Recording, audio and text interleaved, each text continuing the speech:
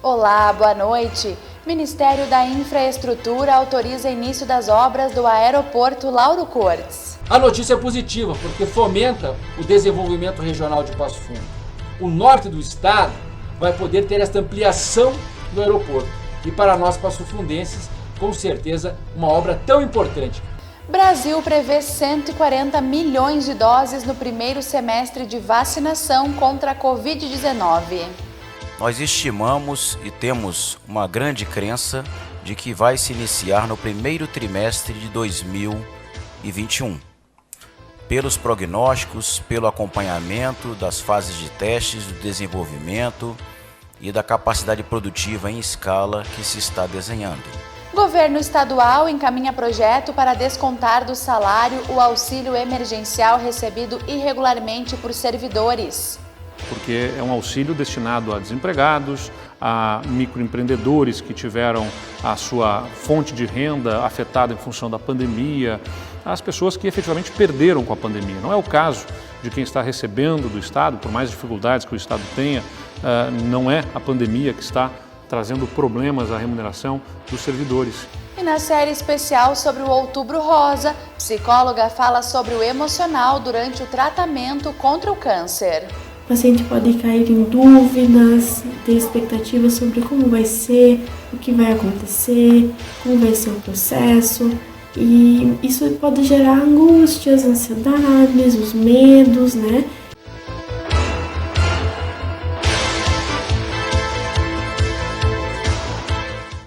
Iniciamos o Jornal da Câmara com uma ótima notícia para o desenvolvimento regional. O Ministério da Infraestrutura autorizou o início das obras no aeroporto Lauro Cortes. Os investimentos serão de mais de 45 milhões de reais e contemplarão a reconstrução da pista, novo terminal de passageiros e diversas outras melhorias. De Brasília, o ex-vereador Patrick Cavalcante foi quem anunciou a notícia. Olá, minha querida Passo Fundo.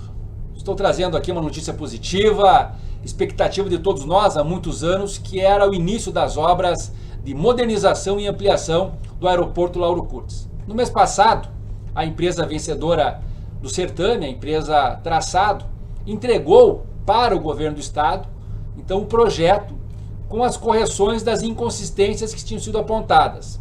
O governo do estado fez a sua avaliação com seus técnicos e deu o feedback positivo. Ok. E o projeto veio para Brasília, para a Secretaria da Aviação Civil, para a SAC, a qual os engenheiros daqui prontamente começaram a analisar o projeto, olhar para que pudesse o quanto antes responder ao Estado. Fui acionado aqui pelo secretário Bernardi Eduardo para que pudesse auxiliar eles na agilidade de documentos do governo do Estado. Fiz contato com o secretário Rodrigo Lorenzoni, secretário de Desenvolvimento Econômico, que prontamente conversou com o secretário Juvir Costela e a documentação voltou no mesmo dia para Brasília. Nós devemos ter então esse documento assinado pela Secretaria de Aviação Civil, autorizando então o governo do estado a emitir a ordem de serviço. A notícia é positiva porque fomenta o desenvolvimento regional de Passo Fundo. O norte do estado vai poder ter esta ampliação do aeroporto. E para nós passofundenses, com certeza, uma obra tão importante. Volumes de recursos importantes para essa ampliação, mas que vai apresentar nos próximos anos um desenvolvimento regional e um desenvolvimento econômico muito importante. É uma vitória construída de várias mãos, do governo municipal, do parlamento municipal, da Assembleia Legislativa do Estado, do governo do estado e principalmente do governo federal. Juntos, mais forte por Passo Fundo. Um abraço a todos.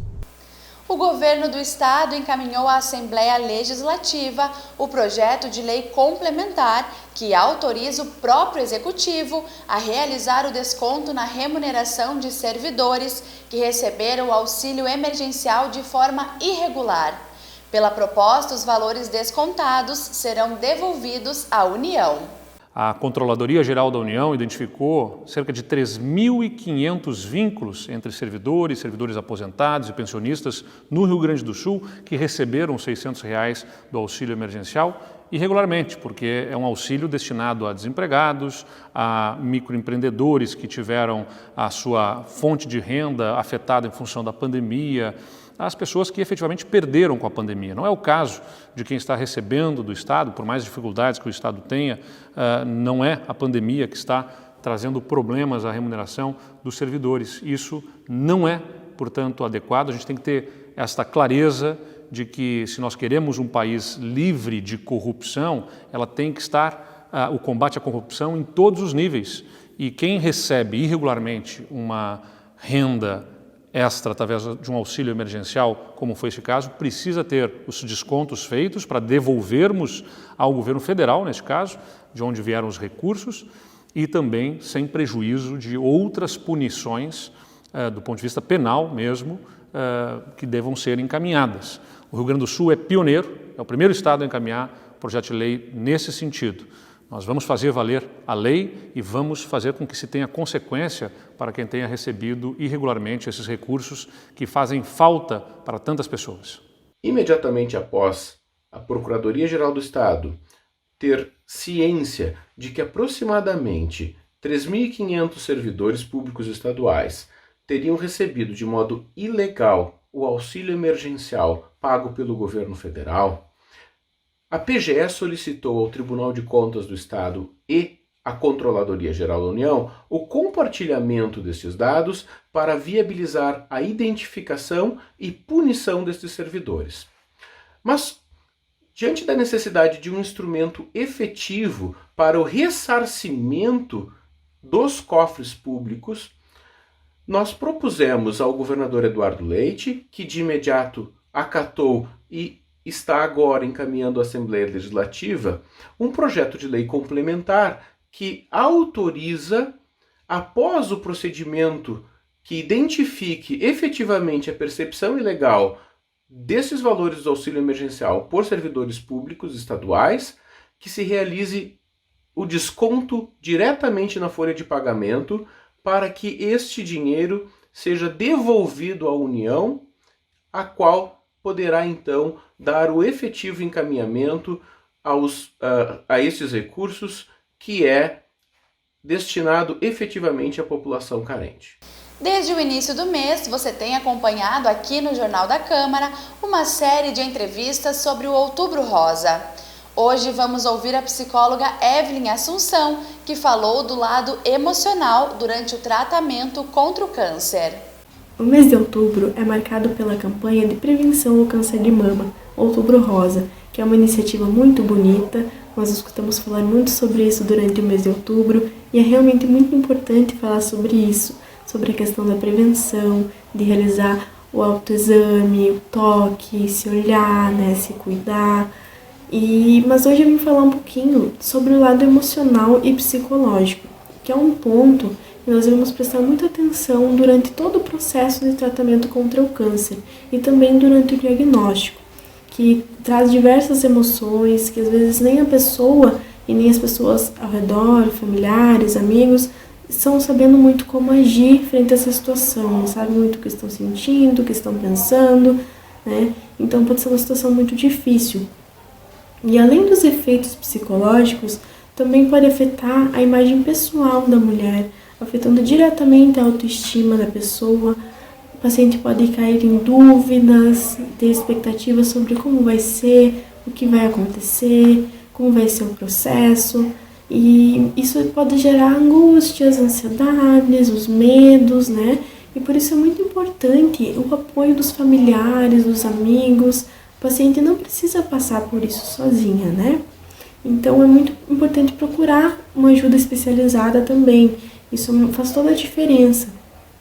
E as pessoas ao redor também podem ajudar a contribuir de algumas formas, Como, por exemplo, a companhia, através de gestos, através de palavras, estimular com que a pessoa fale sobre o que está passando, sobre seus sentimentos, sobre o que está pensando e compartilhar essas emoções, as dificuldades e a pessoa também valorizar a dor que essa pessoa que está passando por isso está expressando, Uma coisa que é bem interessante também é buscar um grupo de apoio entre as pessoas, mulheres que estão passando ou que já passaram pelo câncer de mama.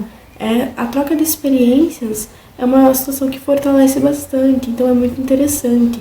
E os familiares, as pessoas ao redor também podem estimular a pessoa a realizar o tratamento, né? Estimular o tratamento, o acompanhamento psicológico. E lembrando também que essas pessoas também não escapam da sensação de angústia, né? Porque também é difícil para quem está ao redor a situação. E também merecem um cuidado, também merecem um olhar diferenciado, né? E é normal existir uma vontade de ajudar, de contribuir, mas existir dúvidas de como fazer isso. Pensando, será que eu falo sobre a doença, será que eu não falo? Mas eu digo que é importante e é necessário entrar em contato com os sentimentos, expressar suas emoções, tanto os familiares quanto a pessoa que está passando pelo câncer de mama. Então, falar sobre isso para aliviar as dores emocionais é uma coisa que é necessária sim, tá? É importante não silenciar nem os sentimentos mais ruins, mais tristes. É importante falar sobre, né? E mesmo em um momento difícil, é importante manter o equilíbrio emocional. E sobre a prevenção é um ato de amor com você. Por isso, se cuide, se ame, se toque e realize o autoexame. E depois do intervalo, 140 milhões de brasileiros devem ser vacinados contra a Covid-19 no primeiro semestre de 2021.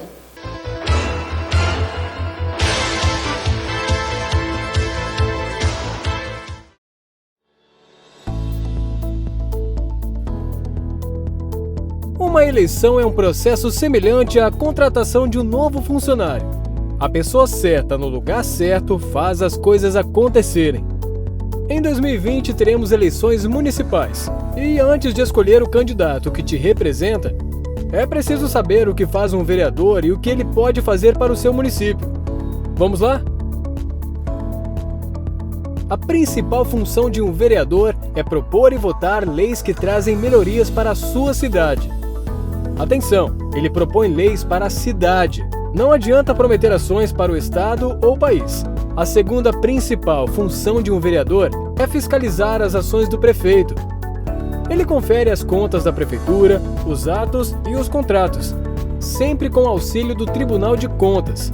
E, se for preciso, cria comissões parlamentares de inquérito.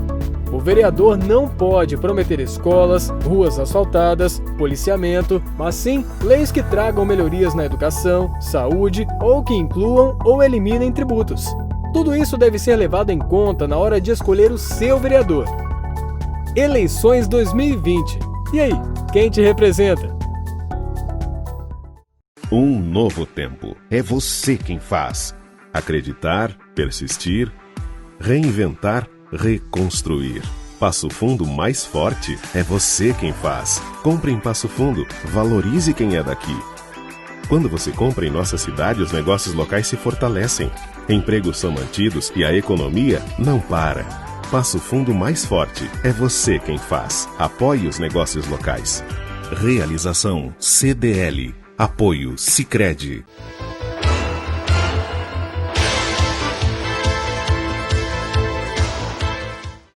O secretário executivo do Ministério da Saúde anunciou que o Brasil tem a previsão de oferecer pelo menos 140 milhões de doses da vacina contra a Covid-19 no primeiro semestre de 2021. As doses serão fornecidas através de contrato com 2 instituições internacionais. Eu queria dizer que nós já até inclusive apresentamos que nós temos já contratualizados a encomenda tecnológica com escalonamento da entrega de 100,4 milhões de doses nesse acordo Fiocruz-AstraZeneca e temos também o acesso contratualizado e já pago uma primeira parcela de 830 milhões de reais para a adesão ao mecanismo COVAX Facility. Nós estimamos e temos uma grande crença de que vai se iniciar no primeiro trimestre de 2021. Pelos prognósticos, pelo acompanhamento das fases de testes, do desenvolvimento e da capacidade produtiva em escala que se está desenhando.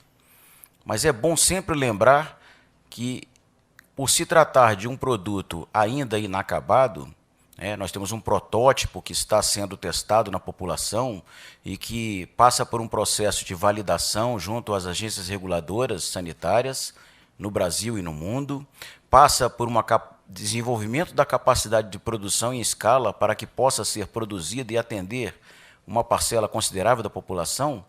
Existe, sim, uma possibilidade de atraso, embora não seja o que se desenha nesse momento. Com relação aos grupos prioritários, né, como nós falamos na entrevista, está instituída uma câmara técnica formada por especialistas do país inteiro, em que essa câmara técnica vai se debruçar sobre os dados epidemiológicos da Covid no Brasil e no mundo, e essa câmara técnica, juntamente, né, com o Ministério da Saúde, vai definir esses grupos prioritários que a gente acredita que até entre novembro e dezembro teremos a composição final do Plano Nacional de Imunização para a Covid-19. Também é importante reforçar que desde lá do começo de toda essa crise, o Ministério já mobilizou sua equipe e tem realizado de forma contínua o acompanhamento de diversos proponentes, diversas propostas de vacinas. Então, fazemos reuniões constantes com empresas desenvolvedoras de vacina contra o SARS-CoV-2 que tenham esse interesse em realizar pesquisa no Brasil, em vender para o Brasil. E esse nosso acompanhamento ele ocorre por meio da verificação de quais são as evidências científicas a respeito da eficácia dessas vacinas, a respeito da segurança dessas vacinas, envolvendo também critérios como qual é a logística necessária para a distribuição dessas vacinas. Então, esses são alguns dos fatores, a capacidade de entrega também são alguns dos fatores que têm sido acompanhados de diversos proponentes no mundo inteiro, como foi falado nessa coletiva. Então, esse é um trabalho contínuo.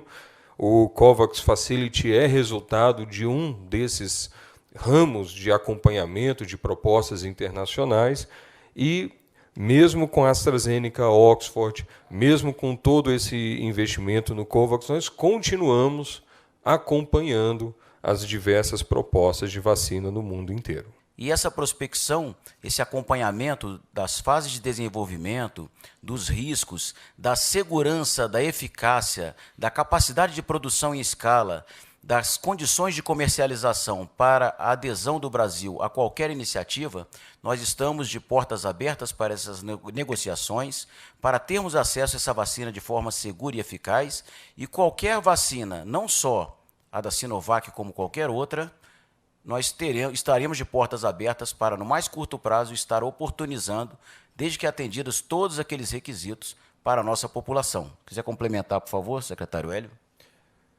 A Coronavac ela é desenvolvida pela Sinovac Biotech, pela Dynavax, em parceria com o Butantan. A plataforma tecnológica dela é vírus inativado, já se encontra em fase 3 de pesquisa clínica, fase final. Tem resultados de estudos pré-clínicos e clínicos publicados demonstrando segurança e imunogenicidade da vacina. O Brasil participa da fase 3 do estudo, coordenado pelo Instituto Butantan. A Anvisa já mostrou cerca de 13 mil voluntários em vários centros de pesquisa, em vários estados do Brasil. E nós estamos também com uma parceria muito bem estabelecida com o Butantan. Ele já é um parceiro do Ministério da Saúde em várias iniciativas. Nós temos, por exemplo, na aquisição das vacinas para hepatite A, HPV, DTPA, um total aí já despendido de 4,7 bilhões em diversas aquisições feitas ao longo do tempo com o Butantan, vários projetos, 3 instrumentos de convênio com o Butantan no valor total de mais de 90 milhões de reais, e estamos também avaliando e elaborando um novo convênio de cooperação com o Butantan, que solicitou apoio de 60 milhões para fortalecimento da planta Fabril para a produção de vacinas. É uma planta Fabril que servirá não somente para essa, mas para diversas outras vacinas. Então, para o governo brasileiro, é normal, é tranquilo nós estarmos em parceria com o Butantan, estamos acompanhando a proposta de vacina que eles têm desenvolvido junto à Sinovac Biotech Dynavax, e assim acompanhamos também outras propostas de vacina. Então, tendo os pré-requisitos atendidos, nós caminhamos, né, para uma possibilidade aquisitiva, assim como caminharemos para outros proponentes também. Para o governo brasileiro, vida, consciência e liberdade são elementos de extremo valor, são elementos muito importantes. O dever e a responsabilidade do Ministério da Saúde é fazer o quê? É garantir segurança, eficácia das propostas de imunização, é dar informação, conscientizar o cidadão brasileiro para que cada um possa tomar sua decisão de forma consciente e garantir o acesso. Nisso o Ministério da Saúde tem trabalhado. É importante também lembrar que quando falamos de imunização, o fato de haver, às vezes, uma falha num determinado ponto, se há uma imunização ao redor de forma adequada, nós conseguimos promover uma barreira imunológica e conseguimos, então, ter um combate eficaz contra um vírus. Então, só reforçando, nós respeitamos a vida, a consciência e a liberdade do cidadão brasileiro e nós estamos cumprindo o nosso papel de dar a informação para que cada um, com a plena consciência, possa, de fato, tomar decisões responsáveis. E estas foram as informações desta sexta-feira. Uma boa noite para você e um ótimo final de semana.